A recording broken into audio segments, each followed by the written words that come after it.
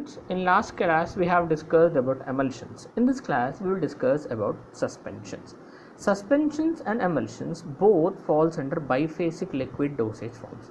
In emulsions you have two phases, one oil phase and one water phase, one aqueous phase and one non-aqueous phase. In suspensions also you have two phases, one solid insoluble drug phase and another one is a liquid phase. So suspensions are biphasic liquid dosage forms where two phases, one phase is in solid insoluble drug and other phase is in vehicle. So biphasic liquid dosage form where the medicament is finely divided into particle size range of 0.5 to 5 microns and dispersed in a liquid vehicle. So you can define suspensions in this way. Suspensions are biphasic liquid dosage form where an insoluble solid drug particle is finely divided and suspended in a liquid vehicle using a suspending agent. Suspensions can be used orally, parenterally, topically, and ophthalmically, that is, it can be instilled into the eye. So whatever type of suspension you are going to prepare, particle size is very important.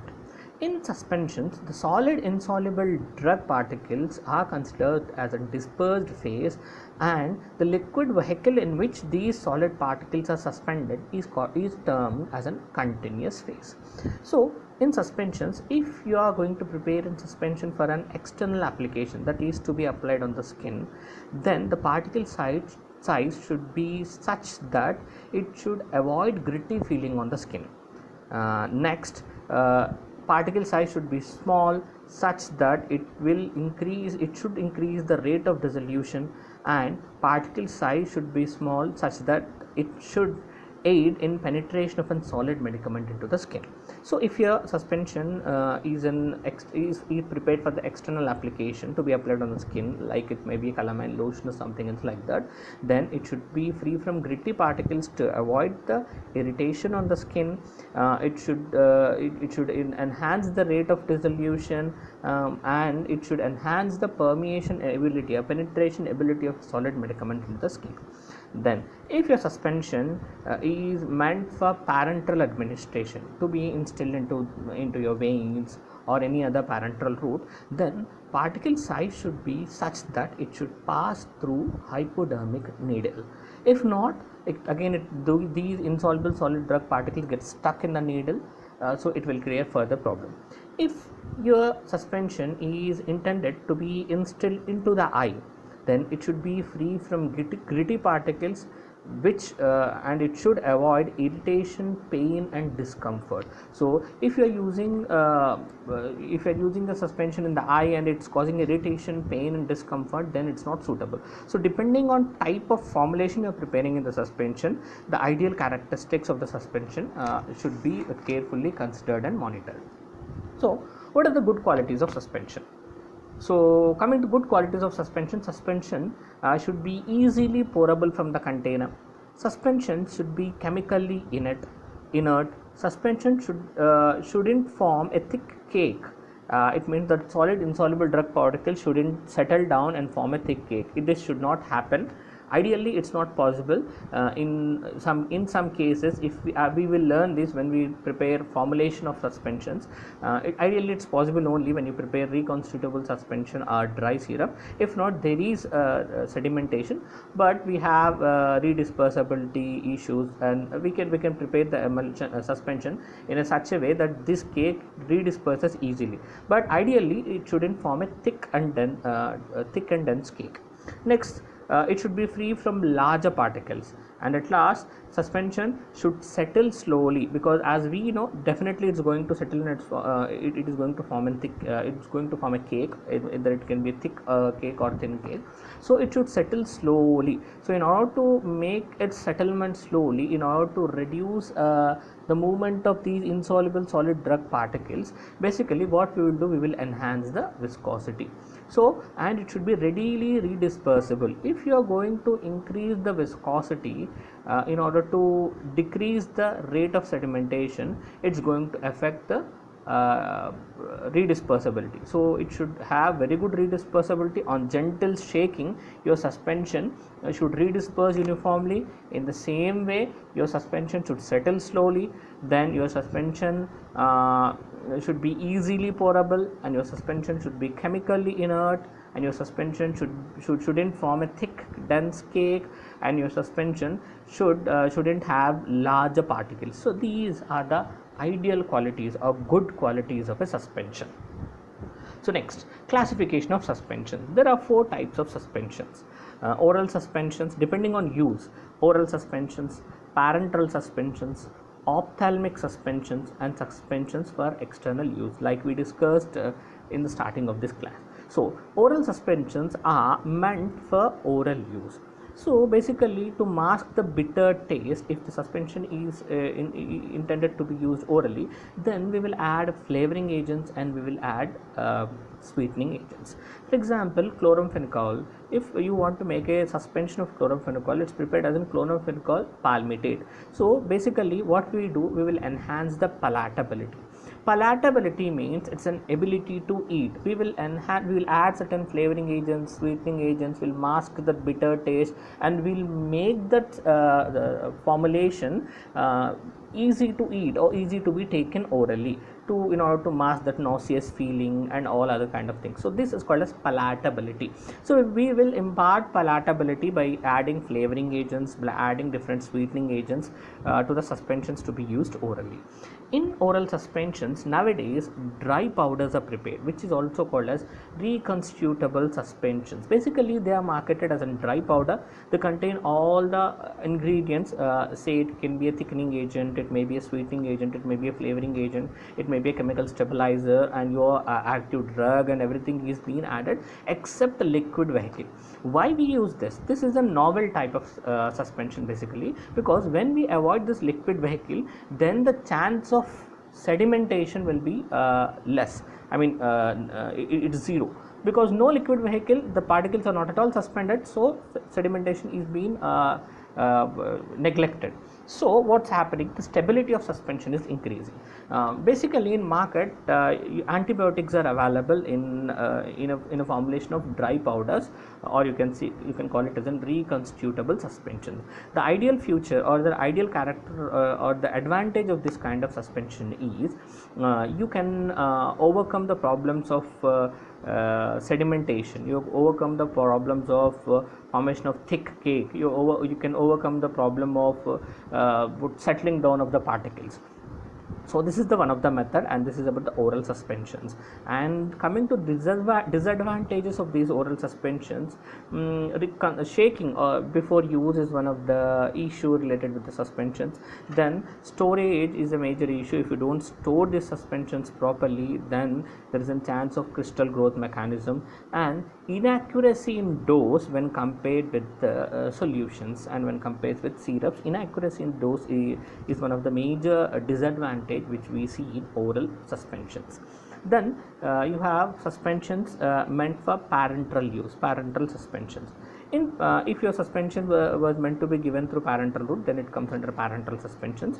The parenteral suspensions, again, the particle size should be so small such that it should pass through hypodermic needle. See, if your particle size is not small enough to pass through hypodermic needle, then there is a chance that your suspension can cause embolism, and it can stuck it can stuck in a needle, and it can create a lot of problems. So your particle size should be small, and it should pass through hypodermic needle. The second thing, it shouldn't show crystal growth mechanism during storage. I'll discuss about crystal growth mechanism sooner or later.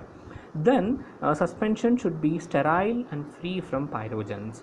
As we are using it in parenteral route, it should be sterile and it should be free from pyrogens, and viscosity should be such that it shouldn't hinder pourability of the suspension. Students, first thing, what is crystal growth mechanism? When the suspensions are prepared and when they aren't stored properly, or when they are when there are fluctuations in temperatures, then there is a chance of crystal growth mechanism. This mechanism is also called as Oswald ripening. What's happening when you don't store these suspensions properly, or say when you don't store the syrups properly? What's happening, the solid particles present in the suspension is slowly initiating crystal growth mechanism. First a small nuclei is formed. Nuclei is in smallest crystal. Then this nuclei will gather some other solid drug particles, and it will be converted into an embryo.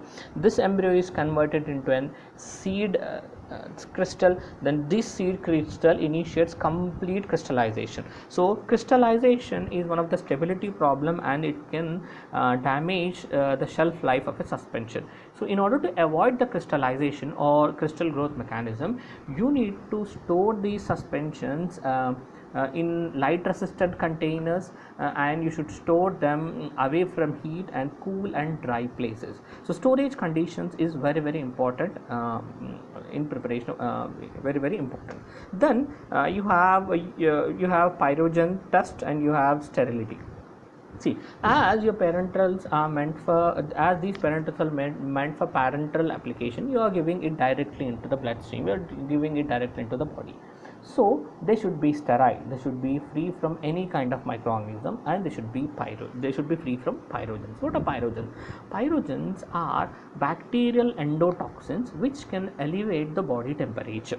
So if there are any pyrogens present in the suspensions, then it's going to elevate the body temperature after using of suspension. So as your suspension is meant for parenteral use, it should be free from any kind of microorganism, and it should be free from pyrogen. For this purpose, what we are going to use is, in normal suspensions, that is suspensions for oral use, you're using normal vehicles. But in parenteral suspensions, if you are going to use a liquid vehicle, even the liquid vehicle should be sterile, and you should follow the aseptic method in preparing of parenteral suspension. You should be basically using water for injection and such kind of vehicles in order to make sure that you are free from pyrogens, and your formulation is sterile. Then increasing of viscosity. See, in suspensions we have the only problem we have is sedimentation of particles. We'll discuss about the rate of sedimentation, factors affecting the rate of sedimentation, and how Stokes law explains different factors which affect this rate of sedimentation, everything in coming classes. But one thing we should know, that the only problem in the suspensions, or the main problem in the suspension, is these solid insoluble suspended drug particles will slowly travel downwards because gravity is acting on them, and they will sediment. When these particles are settling down, then content uniformity is affected. So we want to redisperse them properly. And in order to reduce this rate of sedimentation, we basically add viscosity enhancers, we basically add thickening agents, we basically add suspending agents in order to slow down the rate of sedimentation. But when we add these viscosity enhancers, thickening agents, suspending agents, viscosity of the formulation is increased. When viscosity of formulation is increased, you will face another problem of porability and redispersibility. If you just go on increasing the viscosity, then the porability, the ability of your suspension to pour it into you can say measuring cup or a spoon, right, before administering, will be problematic. So it will, viscosity resistance to flow, it will cause the hindrance. So this shouldn't happen. Even after increasing viscosity, you should increase to such an extent that it doesn't affect the porability. Second thing is redispersibility. As we know, you cannot overcome the sedimentation problem. The only way to overcome the sedimentation problem is to reduce the particle size below 5 microns. If your particle size is below 5 microns, then it will exist in Brownian motion and there is no chance of gravity. If not, then definitely you are going to have this rate of sediment, you are going to have the sedimentation problem. So in order to overcome that thing we basically suggest or label claim, we will write on the label that shake well before use. We will shake these suspensions and syrups basically to attain the redispersibility, to attain the content uniformity. So if the viscosity is increased abruptly, then what's happening, this redispersibility is affected. When you're shaking, again viscosity is resistance to flow, as it is highly viscous. Even after gentle shaking, your drug is not uniformly dispersed. Your solid subdivided insoluble drug particle is not uniformly dispersed in the liquid vehicle, so it's going to create a problem. In order to overcome this problem, when we enhance the viscosity, in future we will learn that we will use certain viscosity enhancers which have certain ideal characteristics, like thixotropic agents. Basically this viscosity enhancers or this kind of substances are it's like gel salt gel theory. They are like gel when they are at ideal stage, when they are not disturbed, and when you shake it and when you agitate it, basically they will convert into solution form. So if you are going to use this kind of a suspending agent in suspension, then when your suspension is at rest, your liquid vehicle is in gel form, it's solidified, so rate of sedimentation is completely reduced and it's negligible. And definitely there will be sedimentation, so some of the particles get sedimented out. And if you want to redisperse it, you will just gently shake it. When you're shaking it, what's happening, that gel is converting into solution, so viscosity is automatically decreasing and redispersibility and you are retaining the redispersibility. And after shaking, when you're pouring, again while pouring also viscosity is reduced because you have agitated it, so it's converted to gel to salt. So this kind of vehicles, if we add in preparation or in formulation of suspensions, you can overcome these problems. But we will discuss about this kind of vehicles and examples in coming classes or in future classes. Then you have suspensions to be instilled into the eye. You should be careful. Basically eye suspensions are lesser in use when compared to eye drops, but they are prepared when the drug is insoluble in desired solvent or vehicle and when the drug is unstable in the liquid form. In this scenario, we basically prepare ophthalmic suspensions or suspensions to be instilled in the eye.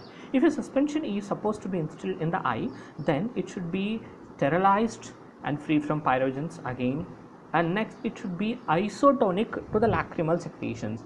If it may be an eye drop or a suspension or any eye formulation you're going to prepare, even in the case of parenterals, if this formulation is not isotonic, then it is going to create a lot of problem. So your formulation should be isotonic to lacrimal secretions. If not, it will cause burning sensation, it will cause irritation, it will cause many other issues. Then desired viscosity should be enhanced basically in eye drops and ophthalmic suspensions, because viscosity will increase the contact time of your drug in the eye. What happened, basically the capacity of an eye drop is basically one or two drops, because when you simply blink your eye will be rinsed and all the drug will be washed out. If you want to prevent this, if you enhance the viscosity, then there is a chance the contact time of your drug in the eye will increase. So desired viscosity should increase. Again, the problem here is if you go on increasing viscosity, again it will hinder in visibility. Even that should be kept in mind while increasing the viscosity in ophthalmic suspensions. Next, ophthalmic suspension should be packed in suitable containers. It means for ophthalmic suspension, they should be packed in containers with an attached dropper to it, because we don't want these eye ointments or say ophthalmic suspensions or eye drops to be contaminated. So we should be carefully packing in such a container which is packed along with an eye dropper. Then particle size should be such that it shouldn't cause irritation in the eye, pain and discomfort in the eye. So you should keep all these characteristics, all these features in the mind before preparing ophthalmic suspension. So it should be free from pyrogens, the formulation should be sterile, the formulation should be isotonic to the lacrimal secretions, the formulation should have desired viscosity in order to increase the contact time in your eye, the formulation should be packed in suitable container, then the particle size of the formulation should not be such that it causes irritation, discomfort and pain in the eye. Then you have another type of suspension to be used externally. In external type of suspensions, you have topical using suspensions, like you have lotions to be applied on the skin, then you have inhalations and even ear drops. So these are the suspensions to be can be used externally. So in all these three suspensions, the particle size should be such that you should avoid grittiness, so that should be kept in mind. So students, we have discussed about different classification of emulsions. We have seen oral classification of suspensions, we have seen oral suspensions, we have seen ophthalmic suspensions, we have seen parenteral suspensions, and we have seen suspensions for external use. Now coming to types of suspensions, there are two types. Depending on flocculation, your suspension is divided into two types: flocculated suspensions and non-flocculated suspensions. So what is floccule? What are flocks? Basically, there are two terminologies in English. One is herd, one is flock. You don't call a group of sheep or buffaloes as in flock. They are called as herds.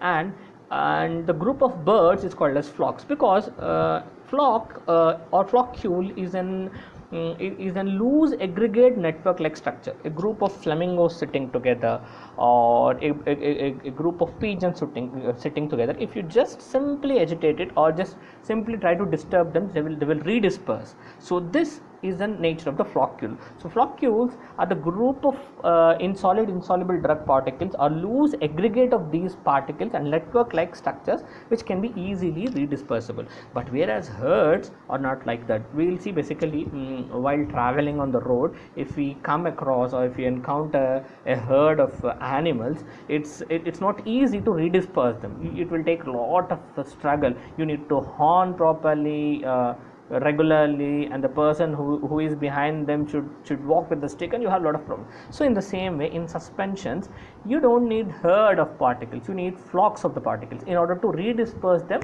uniformly. So flocculated suspensions are those suspensions in which loose aggregates and network like structures of particles are formed. So those suspensions are called as flocculated suspensions, and non-flocculated suspensions are those suspensions where the particles exist individually, separately, and no loose aggregates or floccules are formed.